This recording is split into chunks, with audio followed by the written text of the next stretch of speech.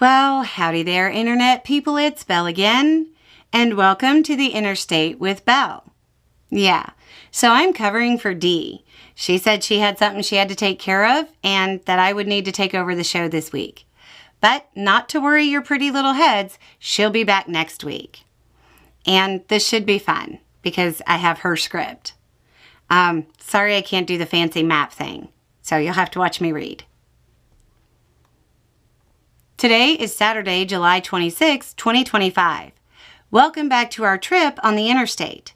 What we do here is present news from the state level that will end up having national importance later, or news that made it into the national news cycle but was overshadowed. Then we go over some questions from y'all. On this date, July 26, in 1948, Truman signed Executive Order 9981. It says in relevant part, quote, "It is hereby declared to be the policy of the President that there shall be equality of treatment and opportunity for all persons in the armed services, without regard to race, color, religion, or national origin." Today is National Disability Independence Day. It happens today because the ADA was signed on this date. Okay, and on to the news. In Alabama, a 3-year-old boy was in the care of a Department of Human Resources worker and was allegedly left in a hot car in Birmingham. The heat index hit triple digits. The child did not survive. The employee has reportedly been terminated and an investigation is underway. Please take the heat seriously. Alaska has filed an appeal with the U.S. Department of Education over the loss of $80 million in school funding after the feds said they failed a test measuring funding differences between school districts. A California law requiring background checks for ammo purchases has been blocked by an appeals court. Kentucky is experiencing a Giardia outbreak. In Illinois, some homeowners will see their insurance rates spike by 27%. Especially pay attention if you have State Farm. Maryland was denied help by Trump's FEMA for flooding. The impacted area generally supported Trump in the last election.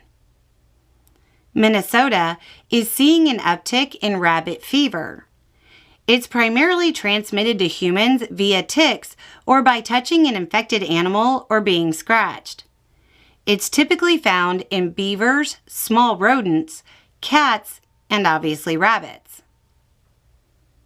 A Nevada focus group on swing voters showed that a majority of them who voted for Trump during the election now disapprove of his administration. The main concerns responsible for the change were inflation, the one big beautiful bill, and Epstein.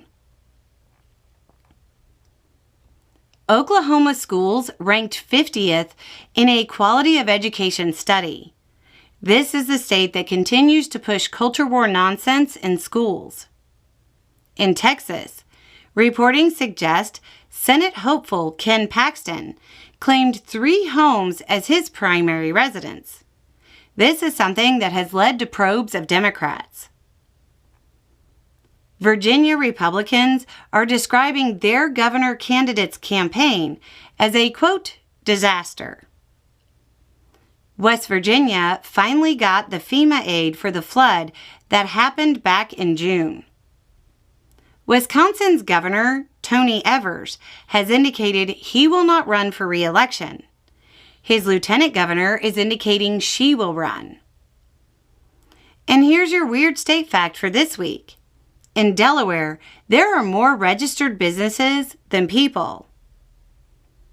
Okay, so moving on to the question and answer portion of the show. Question number 1. D. I live in Tennessee. Sometime back, maybe a couple of years ago, I remember reading that our governor had withheld a large amount of Medicaid money from the poorest in our state to build a budget surplus. Subsequently, a number of rural hospitals closed. Last month, our legislature passed a bill granting a number of state legislators and the governor tax breaks on business investments. I'm not aware of any widespread public outcry. Could this have been a test for the Republican Party to see if they could pull off a similar program nationwide in their beautiful bill? So this is Dee's response. So at this point, it really seems like they plan on just implementing the Medicaid cuts, throwing the people off SNAP, cutting their insurance, and then just saying they don't matter and they're weaklings and losers. Trump's actions regarding Epstein are honestly more interesting to me as a template to see how Trump handles being pressed by his own base, because they really are the ones who are getting hurt by the budget deal the most. Question number 2. I just saw the article saying that Republicans said one of the main strategies is to put Trump on the ballot in the midterms. What does that even mean? What does it mean at the state level? What are we going to see? It means Republicans want to avoid getting into policy debates and certainly don't want to run on their record. They want to avoid talking about their votes that enabled throwing people off their health insurance and so on. They want to focus on Trump's popularity. That strategy was probably approved prior to Trump calling his base names and the Epstein thing blowing up the way it did. If they decided to stick to that strategy, or if they decide to stick to that strategy, you'll see a lot of campaigning by Trump himself. He'll come and stand by the candidates in various places.